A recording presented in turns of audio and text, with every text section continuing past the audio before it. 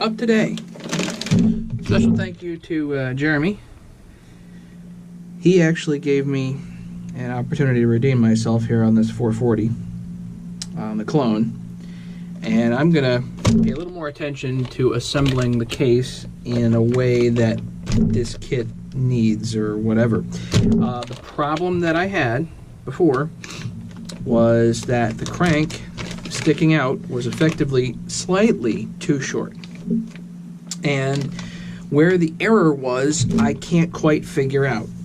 So I'm going to use this kit to try to figure out where the error is. Now, is the error going to be simply bearing position? Is that a problem? Centering the crank? Do I need to center the crank? Do I just need to make sure it's far that way as possible? I don't know. So let's play with this a little bit and see where this goes. Okay, let's open up and have a good time here. Also, this video is shot on the new GoPro. I'm still getting used to it, so hopefully this, well, hopefully you bear with me here and this comes out cool and all that stuff. Has kind of a really wide field of view, and I was experimenting with the more narrow field of view and it looked kind of weird, so let's see how this goes. Quick look over the case, and it's already together, so might as well measure it together. And again, I can't get an exact measurement here. 1.125. Again, this is kind of a best guess here because I don't have an exact measurement. Now we have to measure the crank. 1089, 66 thousandths.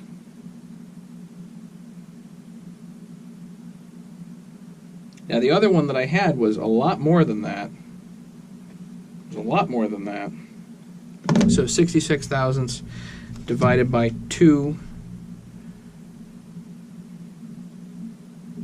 33. Let's assume for a second we want to center the crank. Check the positioning pins. There's a through hole here. Over here won't really matter, but there is a through hole over there. So we will need to make sure we block those. These surfaces look good, except oily, so we will clean those with brake cleaner. And then this surface needs a little bit of polish. So let's polish up the surfaces. Now, for the most part, I'm going to be working with this side, so let's get this clean here. Just want to get all the oils off the sealing surfaces, because I am going to use sealer on this. Next, we're going to remove the seals. I don't like these seals. I just don't. Big screwdriver in here.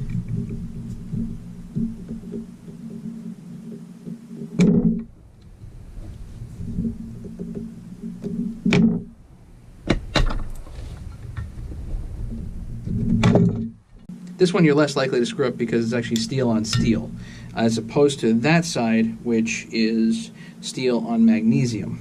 Anyway, toss these. Now we can make a shim, 33 thousandths. I'm going to do this the same way that I did last time. The shim is going to be thinner. Next, let's look at bearing depth, the existing bearing depth. So we need the oiler. It's tough to see whether this bearing is perfectly flush against the oiler or not. It sure looks like it is. And really, supposedly, that is the reference. The bearing has got to be up against the oiler fully. But let's, for giggles, say it wasn't. So what can you do to move the bearing? Number of different things. You can heat the case. Careful, this is a nylon insert here. You do not want to heat that too much. You got to be real careful about that. Heat the case. Heat gun would be best there. I can actually move this cold. So what I'm going to do for that is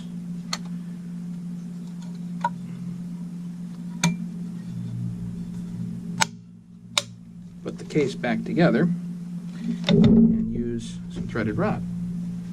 Just need some threaded rod, 1/2 inch here works. You need really an assortment of washers and shims and things and whatnot.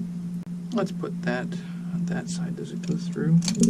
Yeah, it's actually going to go through just fine.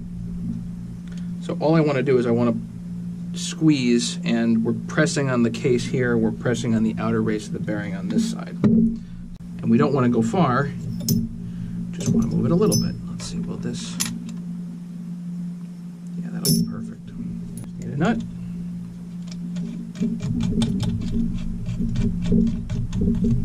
So now we've got our nut, our washers, and all we want to do is we're going to turn this, and that's going to move the bearing slightly that way. Slightly.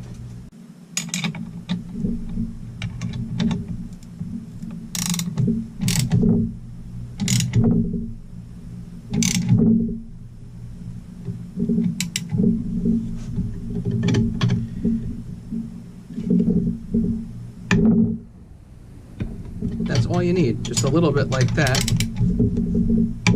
There. You can hear it. Okay, that's it.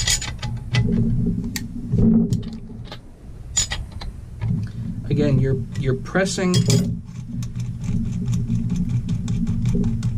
All you're doing is pressing on the outer part of the case and on the outer race on this side.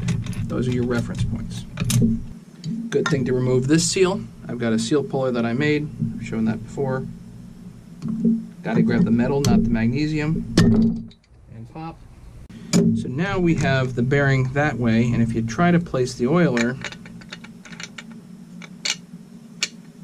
and you look, you may notice a little bit of a gap, which is correct, because you then want to bring the bearing back this way so it directly sits against the oiler.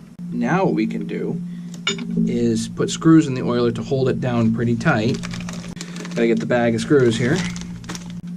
M4x12 for oil pump. 2 screws down for the oil pump. You do want to make sure that you're using preferably an old oil pump, something you don't really care about. Preferably. Now, same thing again, only this time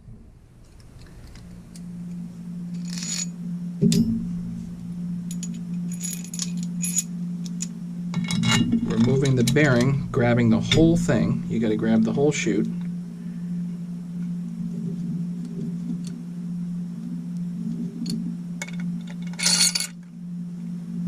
Put your washers on the outside, so you're using the oil pump to grab, and the outer race against the oil pump. So now we can move the bearing in this way. Now you just screw it on down until it stops.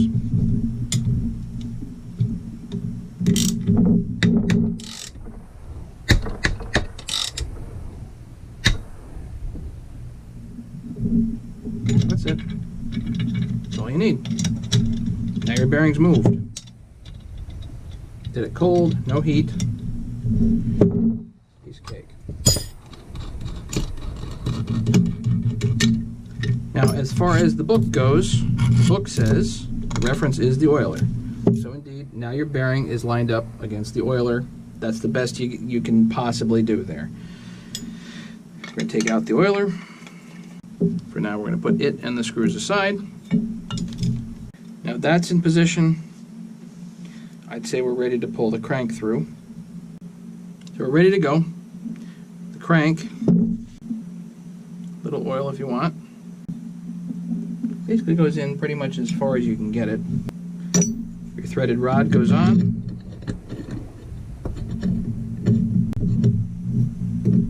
Sleeve. Got to make sure your shim is in the right spot. Line up your handle.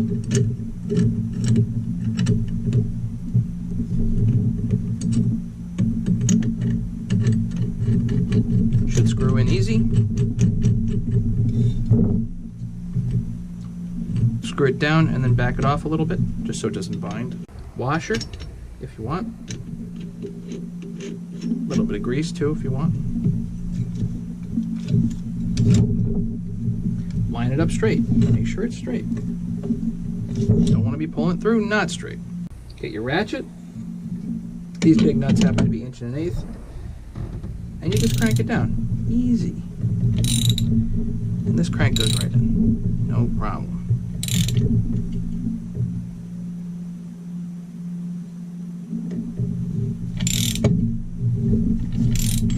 I'm going to get down a little bit further here. I'm going to slide my shim in. You can put it in with tape and all that other good stuff. That's it. Right there. That's it. Back off your ratchet. Grab the handle.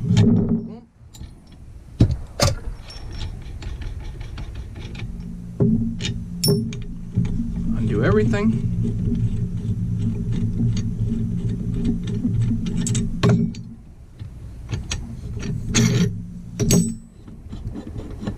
And that's going to rotate perfectly. Okay, so that's in nice and smooth. But the real question here is, does everything else fit? And I'm going to propose that we check that right now, just as a trial fit. So we know the oiler fits, because that was our reference, right? But let's put this back in anyway. And this is enough to drive you absolutely bonkers. But I forgot to add into my calculation of the distance between the bosses was the thickness of the gasket, 17 thousandths. So 66 and 17 is 83. So that tells me that the distance between the bosses, between the kits, indeed is consistent, and that likely the distance between the lobes is also consistent. So at least the kits are consistent. Whether they're off or not, who knows? Let's assume for a second that I don't need this centered, and that this is going to be slightly too far towards the PTO side, off center. Let's see how much room we get here. Don't forget this little rubber thing on the oiler. Again, this is just a trial fit, so I'm not worried about it. So this is the bushing that goes down the center, and that will go and grab the seal, but I'm not putting the seal in yet. Don't need it for the purposes of this. So let's put the oiler down here. Is the bushing higher? Yes, the bushing is actually higher than the oiler. So odds are the bushing will be the stop. So this washer actually goes over the crank and sits on the bushing. Little oil.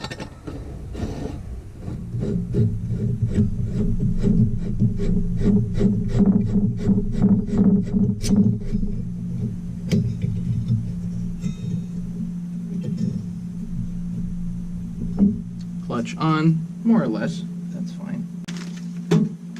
Clutch drum.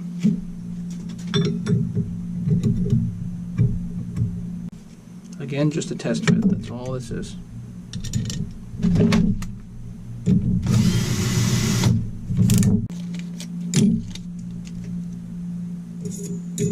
That's correct, there you go. Drum needle.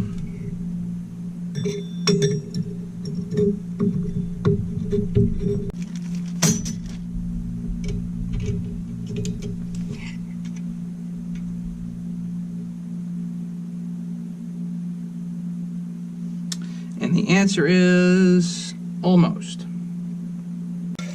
So how can we make more clearance? Let's remove the bushing completely.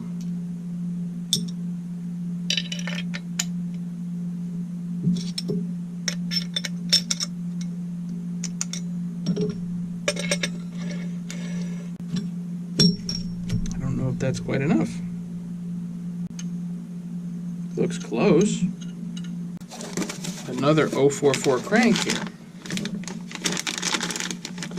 Let's take a bare crank. This is an aftermarket crank. This is not an OEM crank. Let's take the bare crank, put that on as far as we can,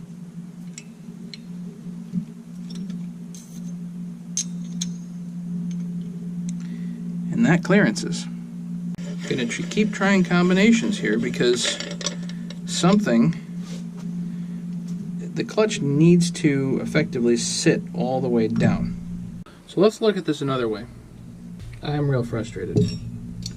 I'm really frustrated.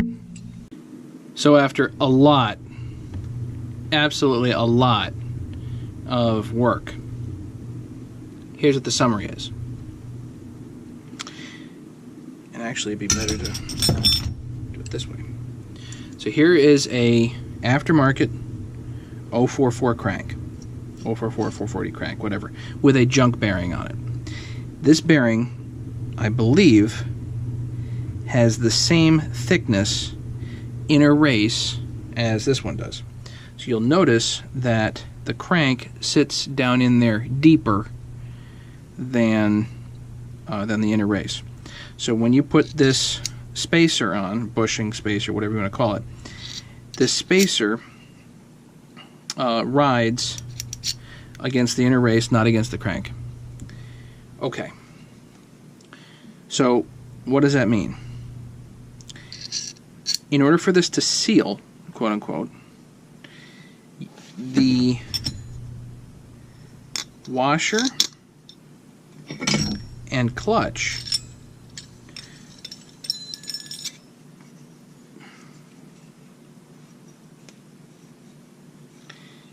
have to effectively sandwich the washer, the clutch, sandwich this spacer against that inner race, and it's got to be tight. I mean, it can't move. So that's not moving. Made marks on it. It's not moving. And you don't want to make marks on here. This is the sealing surface. This is irrelevant. So it doesn't matter. But let's free this up here. Okay. The problem is that if this whole thing doesn't seat all the way, in which it doesn't, or it didn't, because this spacer was simply too long. Simply too long. It has to seal, has to, so you can't grind. If you grind too much of it away, it's not going to seal right. But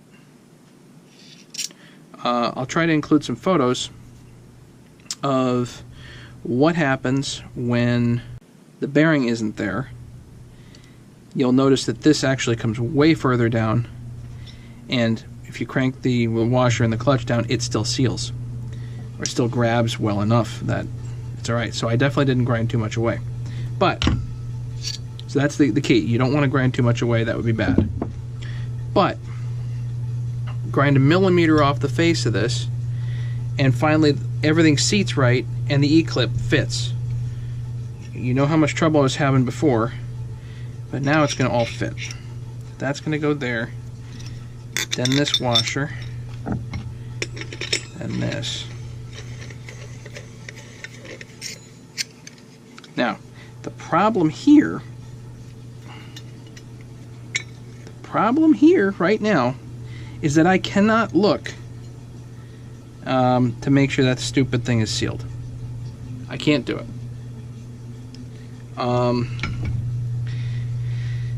And I don't have a great solution to that, except when you do your pressure and vac test, you got to make sure that there's no leak over here.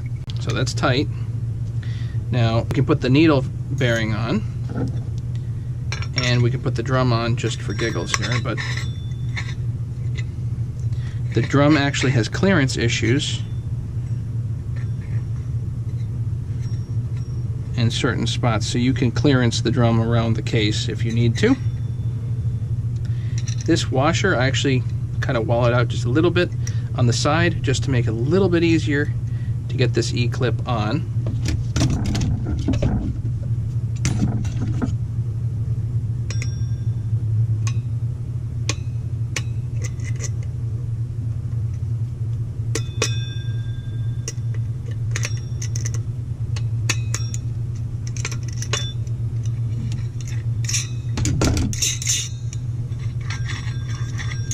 But that's it. It's on. No play. And this rolls. with the exception of the clearancing of the drum, because the drum is slightly out of round.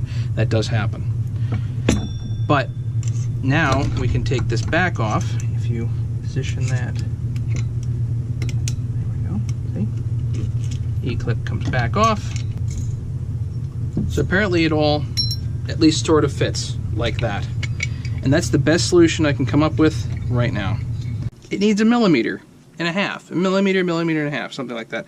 So does not need a lot of dimensional change here. But this definitely is where the issue was, as far as I can see.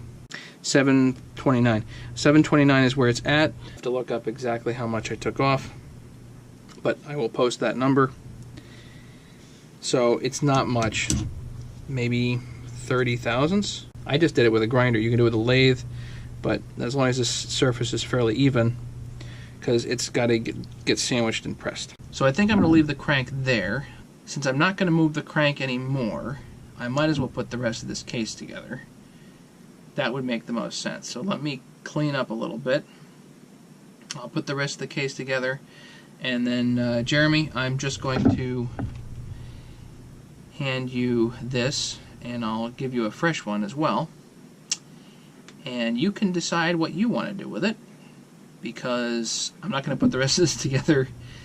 I'm going to let you do it, and you can have all kinds of fun with that. So we've got our crankcases degreased. The surface has been degreased, and I'm going to use sealer on these. You don't have to, but I'm going to. So I've got a case gasket here, positioning pins, and we'll put a little bit of the goop on. I just like to cover this so you basically can't see the metal. You can't see the shine through it. This is how Walt does it over at A Fleet Command. Highly suggest that you check out his channel. The more saws I do, the more I realize I should be listening to him more often than not. That looks pretty even. Now go to this side. You want to let it skin up for a minute, just to get tacky, basically. And remember, this is a crank. It goes round. You can move it out of your way. Don't be impatient. Just get it on there. You don't really want to get it on the crank itself. I do this side first because this is the side I'm going to put the positioning pins in. I want this to get a little bit tacky. You can leave this for like 10 minutes if you feel like it. Positioning pins go in. In the flywheel side, they have got to be fully seated. Now that that's there,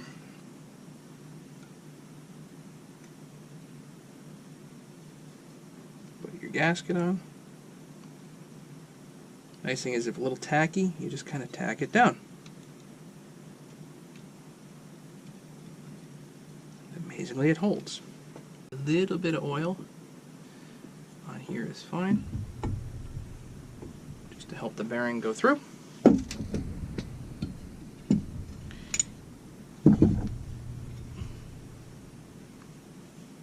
Absolutely, positively crucial are the positioning pins. Get those positioning pins more or less in. Drive you nuts when the crank moves, doesn't it? Alright, let's get our Gen 2 tool here. So, this is our Generation 2 rod. And if you want to double check that it goes in the hole first, that would be a good idea, which it does. That's perfect. So this is designed to go inside the 19 millimeter seal pocket. Screw it on down. Just like that. Does not have to be all the way.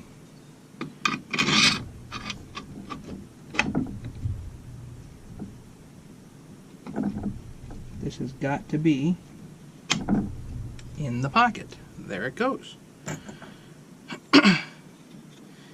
Once it's in the pocket, you can then get your handle,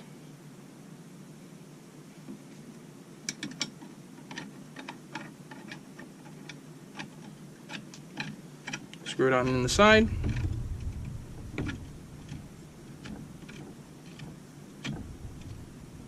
all the way in and then back out just a little bit. That's good. Washer, nut.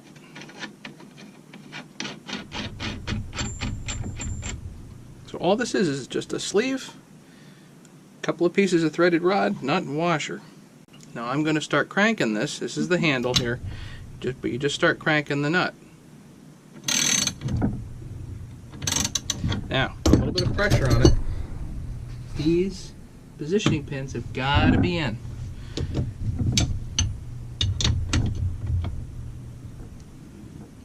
See how that's just going? Nice and smooth.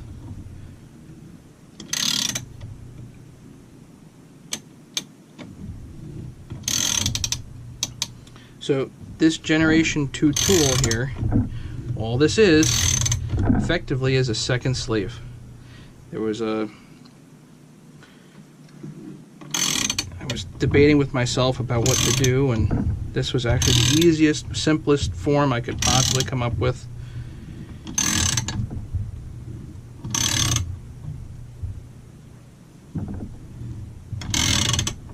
So you just bring this all the way down.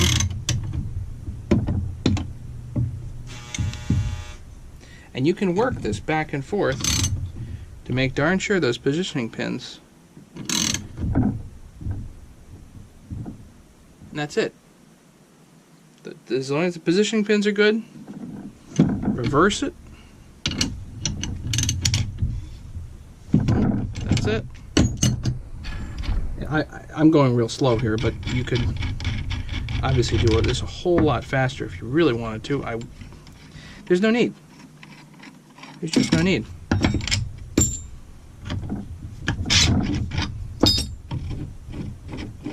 These rods are a little tight in these sleeves, but it's okay.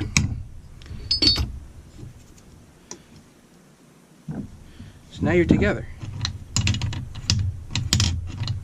Now, in order for this to be fully lined up and whatnot, you need to have your screws in. These are already Loctited, so we're just going to drop them right in. Double check. 1, 2, 3, 4, 5.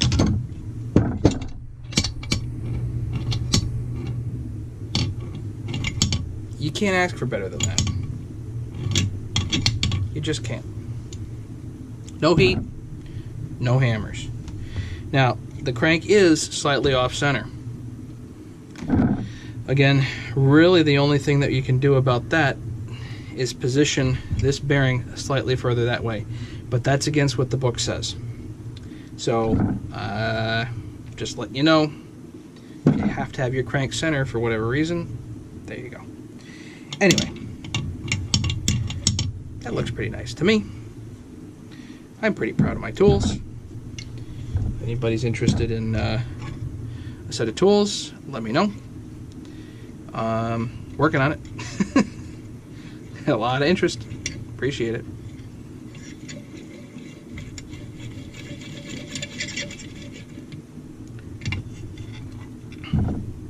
Beauty. Let's take a razor. Gonna get rid of the tabs. Brad Snelling's technique. Thank you, Brad.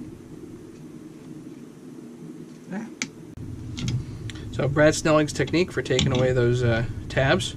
Appreciate that. And now the saw is ready to build. I mean, the rest of it's piece of cake compared to that. Just a hat tip here to Charles Briscoe, who mentioned that the positioning pins can come this way. So what you do is take a little bit of extra 1184 and hit the positioning pin. Just put a little extra 1184 on top of the positioning pin. That way it doesn't have a tendency to come this way. If this one comes out, well, it's not going to be a big deal because it's actually underneath the chain catcher, I think. Still, let's put just an extra dab in there. That'll be unlikely to come out. So, Jeremy, this case is for you. Build it however you like. I will say best of luck. And to everybody, thank you so much for watching and putting up with me. This has been a pain. Every other saw I've done, this has just been cake, so I don't know what the deal is. I don't know where the error is. I don't know if this is too thick. I don't know if that spacer was indeed too long, or if it's some other problem. So I really hope this GoPro turns out. I really hope the video turns out. And I hope this is opening a new chapter for the channel. And I don't know exactly what that means, but we'll keep going like this. So, thank you everybody for watching and putting up with me again, and putting up with noises in the background and whatever else, the fun videography that we're going to be having fun with. And don't forget to hit the subscribe button, especially if this has helped you out. If for whatever reason you feel like the channel's helped you out, the best way to support the channel is to go to the link for HL Supply. It's down in the description. So always read the descriptions. I spend a lot of time on them. Often there's a lot of good information in the descriptions and updates and whatnot and links and all kinds of fun stuff, so you can follow your nose. So enjoy your evening, enjoy your day. Hope you have a good day. The day just got better for me. I spent literally all day on this. Thank you so much for watching. Don't forget to subscribe.